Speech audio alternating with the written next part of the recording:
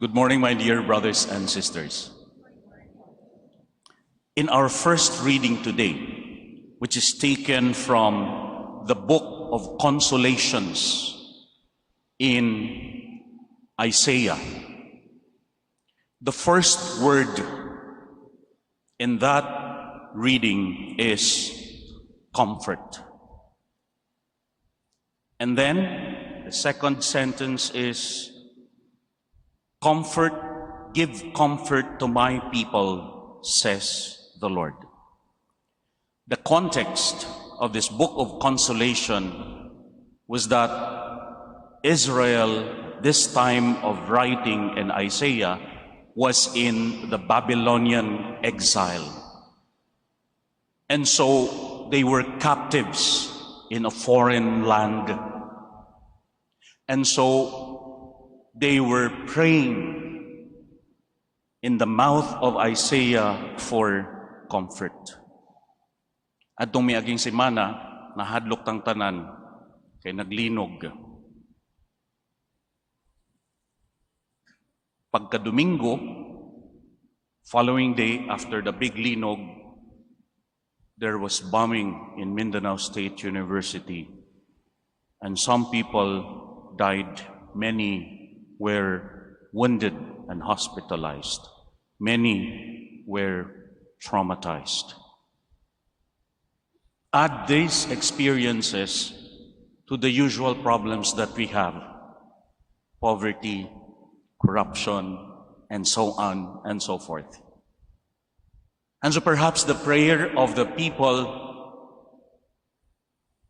written in our first reading today, comfort, may also be our prayer as we prepare ourselves for the coming of the Savior in the second Sunday of Advent. If we look at our situation and our context, perhaps we can say, really, I can relate with that reading, begging for comfort, asking for comfort. The prayer of Isaiah's reading may well be the prayer of each and every one of us today. But what is comfort? Perhaps some people would say, comfort is hayahay, chillax, wayhago. Perhaps we want a stress-free life. Kanang moingon tag, kanang comfort, Father, mao na ang Netflix and chill kind of life. Stress-free, problem-free, and perhaps we wish we don't want to walk along the road of our life, that road which is difficult, that road which is bumpy, that road where many curveballs are thrown our way. Perhaps our prayer when we pray for comfort is that prayer in the footprints in the sand when we say, I am tired of walking in this life, so Lord, please carry me on your shoulders. Be with me in the valley of tears. We want the Good Shepherd to care for us like children carrying on his strong shoulders. But the thing is, a child that is carried all the time will never learn how to walk, to leap, and to run. That child, weak enough already to have been carried, will only get weaker as the carrying goes on. It's interesting to note that the word comfort comes from two Latin words. And the meaning of these two Latin words is far from the usual meaning that we associate with comfort, like Netflix and chill. The fort in comfort comes from a Latin word, force fortis, which means strength. That's why the word fortitude comes from fors fortis. And com, in comfort, again, comes from this Latin word cum, which means with.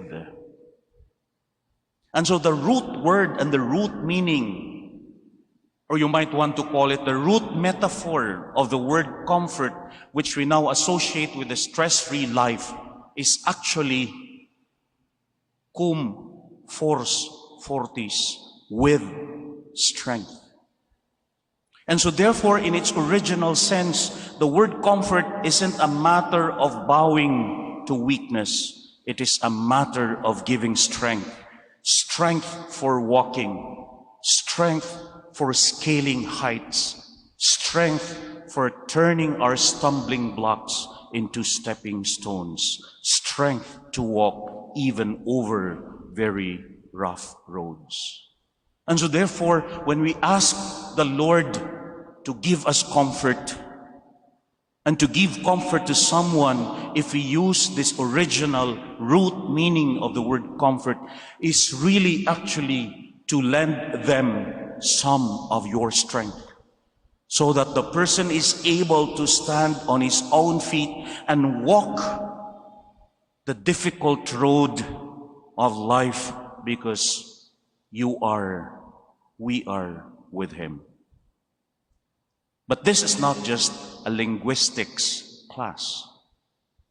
Perhaps we ask ourselves, where does comfort come from as far as the scriptures are concerned? How do we find it? It's interesting that in our gospel today, we hear about the person of John the Baptist, and in that gospel, John's preaching is this: I am baptizing you with water. He will baptize you with the Holy Spirit. Because of baptism, the Holy Spirit comes to dwell within each person who comes to Christ. And it's no secret that when we flip the pages of the gospel, we know that John the Baptist's preaching was a smashing success. 50 million views. Pildihon si Taylor Swift ug ang Blackpink. It was a smashing success, even if when we look at his lifestyle, it is a lifestyle which is the opposite of Netflix and chill. Why? In the gospel today, Mark describes the life of John as one which is a life of eating locusts, kanang dagko nga grasshopper. It is a life of wearing that very uncomfortable camel's hair clothing. And so from the modern understanding of what it means to be comfortable, to have comfort, John's life does not qualify our own definition now of chill and comfy. But John's preaching was a great hit for the people of Jerusalem. People come to him in droves to be baptized. Why? Why was John's preaching a hit?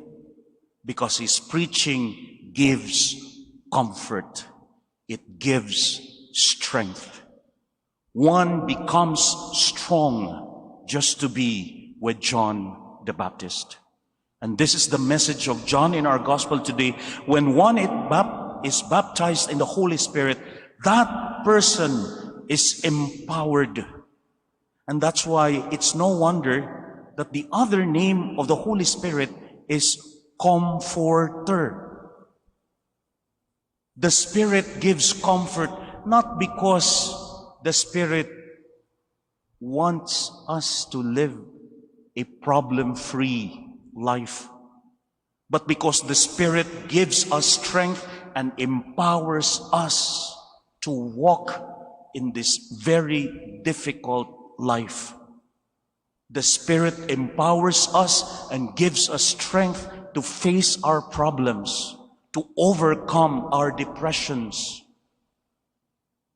to let go of our anger, and to move on from our hurts and traumas. The Holy Spirit is the comforter, giver of fortitude, giver of strength. I have a favorite martial arts figure. His name is Bruce Lee.